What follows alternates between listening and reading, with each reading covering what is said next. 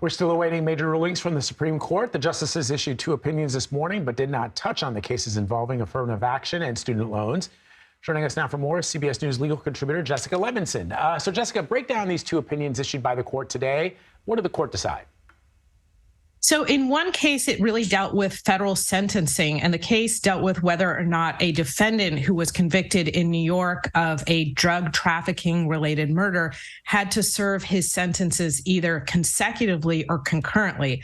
And the court said that the district court, the trial court judge here, has the discretion to do either. You can stack the sentences on top of each other because he had a sentence in another case, or you can stretch them out. So first he serves this sentence, then he serves the other sentence. And for criminal defendants, this is a win and a big case. It might not feel like one of the big cases that we talk about, but it is important when it comes to federal sentencing guidelines. The second case dealt with a whistleblower and a claim that was filed under the False Claims Act. And it was when the government has the power to dismiss those types of actions, to go into court and say to a judge, throw this case out, even though we originally didn't intervene, even though it's against what the whistleblower wants. And today, Justice Kagan wrote for everybody but Justice Thomas, saying that the federal government essentially does have the power to come in and, against what a whistleblower wants, intervene and ask the court to dismiss that case.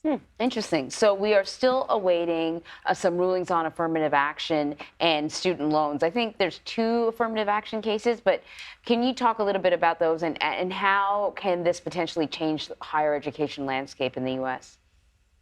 Is an important question for a lot of people. And I think those are the 2, quote unquote, big ones that people are waiting for. You're absolutely right that there are 2 affirmative action cases.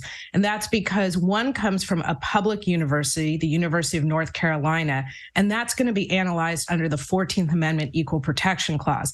Another comes from a private university, Harvard, and that's going to be analyzed under the Civil Rights Act, Title VI. And essentially, what difference could this make? A really big one, because if, as we expect, the court says that affirmative action programs, meaning programs where institutions of higher education use race as a factor in admissions, if those are not permissible under either the Constitution or this federal statute, it will obviously really change the way universities and colleges go through their admissions processes. And the estimates are that it could decrease diversity in many colleges and universities.